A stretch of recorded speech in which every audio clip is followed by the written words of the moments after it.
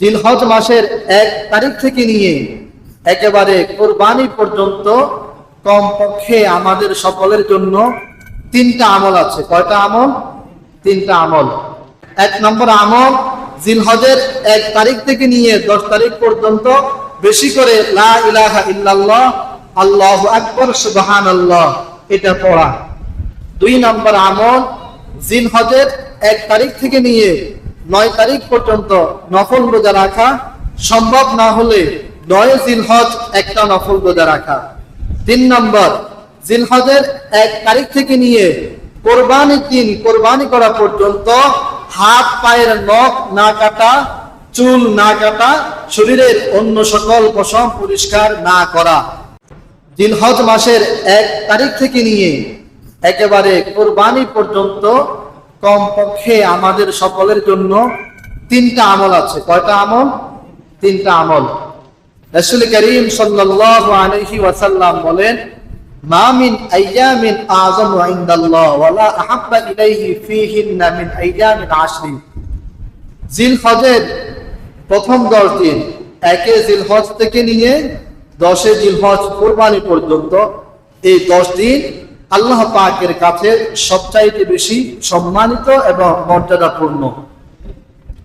এই জন্য নবী বলেন, ফাআকসির ফীহিন্না মিনাত তাহলিলি ওয়াত তাকবীরি ওয়াত তাহমিদ। অতএব তোমরা জিলহজের 1 তারিখ থেকে নিয়ে কুরবানি পর্যন্ত এই 10 দিন বেশি করে লা ইলাহা ইল্লাল্লাহ আল্লাহু আকবার সুবহানাল্লাহ, সকলে বলুন লা ইলাহা ইল্লাল্লাহ আল্লাহু আকবার সুবহানাল্লাহ। এই 3টা তাসবিহ তোমরা বেশি করে তোমরা পড়তে থাকো, নবীজি বলতেছেন। 2 নম্বরের আমল, সাহাবায়ে কেরাম হাদিস বর্ণনা করেন, কানা রাসূলুল্লাহ সাল্লাল্লাহু আলাইহি ওয়াসাল্লাম ইয়াসুমু 9 জিলহিজ্জা।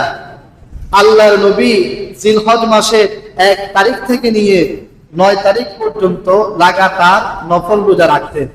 নফল রোজা নবীজি জিলহজের 1 তারিখ থেকে নিয়ে 9 তারিখ পর্যন্ত কি রাখতেন? নফল রোজা রাখতেন 9টা। অতএব আমরা চেষ্টা করব জিলহজ মাসে এই 9টা নফল রোজা রাখার জন্য। যদি সম্ভব না হয় তো আরেক হাদিসের মধ্যে আসছে, রাসূল করিম সাল্লাল্লাহু আলাইহি ওয়াসাল্লাম বলেন, সিয়ামু আরাফা আহতাসিবু ইনদাল্লাহ আন ইউকাফিরা সানাতাল্লাতী ক্বাবলাহু ওয়া সানাতাল্লাতী বা'দাহু। যদি নফল এই 9টা রোজা কেউ না রাখতে পারে তাহলে কমপক্ষে 9 জিলহজ একটা নফল রোজা রাখা। 9 জিলহজ মনে রাখবেন, 9 জিলহজ অর্থাৎ কুরবানির আগের দিন একটা নফল রোজা রাখবেন। চেষ্টা করব 1 তারিখ থেকে নিয়ে 9 তারিখ পর্যন্ত 9টা রোজা রাখতে নফল।